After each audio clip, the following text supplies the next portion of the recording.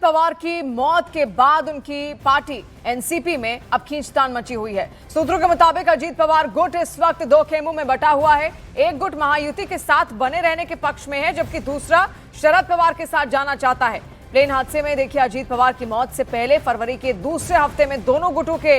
एक होने की अटकलें तेज थीं, खासकर पुणे और पिंपरी चिंचवड़ के नगर निगम चुनाव साथ लड़ने के बाद। लेकिन अजीत पवार के निधन के बाद सियासी गणित अब बदलता हुआ दिख रहा है और अंदर खाने ही अब एनसीपी दो गुटों में, दो धड़ों में बढ़ती हुई यहां पर नजर आ रही है, जिसमें एक गुट का यह कहना है कि वो महायुति के साथ जाएंगे, यानी कि जो मौजूदा सरकार है उसके साथ जाएंगे, और एक गुट का यह कहना है कि वो वापस अपने मूल स्वरूप में शरद पवार के साथ लौटते हुए नजर आएंगे, यानी कि अजीत पवार के चाचा शरद पवार के साथ जाने की बातें भी अब लगातार निकलकर सामने आ रही हैं। अब देखिए किस तरीके से प्लेन हादसे में, प्लेन क्रैश में अजीत पवार की यहां पर मौत हुई थी और उसके बाद सवाल यही उठने लगे थे कि अब आखिर कमान कौन संभालेगा। अजीत पवार के दो बेटे भी यहां पर हैं, क्या वो उनकी कमान संभालेंगे या अजीत पवार के भतीजे भी काफी ज्यादा राजनीति में सक्रिय रहते हैं, इसको लेकर भी लगातार चर्चा थी। और हमारे संवाददाता विवेक हमारे साथ जुड़ रहे हैं। विवेक, अभी और क्या डिटेल्स मिल रही हैं, आगे क्या रूपरेखा एनसीपी तैयार करेगी?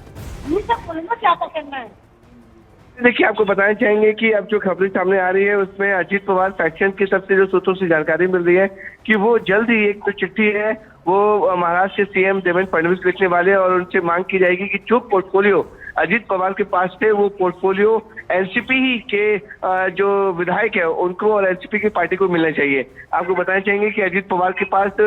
3 जो है उनके परमानेंट पोर्टफोलियो थे, 2 उनके पास एडिशनल चार्जेस थे, जिसमें फाइनेंस, स्पोर्ट्स और प्लानिंग, ये 3 जो इम्पोर्टेंट है वो अजीत पवार के पास थे। अब अजीत पवार के निधन के बाद उनकी पार्टी पूरी कोशिश करेगी ये जो पोर्टफोलियो उनके साथ ही रहे, उनके पास ही रहे। तो यही जो सूत्रों से जानकारी मिल रही है कि आज जो है वो एक चिट्ठी उनकी पत्नी का नाम भी बार बार सामने आ रहा है कि अब वो शायद हो सकता है कि डिप्टी सीएम का जो पद है उनको यहाँ पर मिल जाए, और बारामती से वो चुनाव भी लड़ रहे हैं, उसको लेकर क्या डिटेल?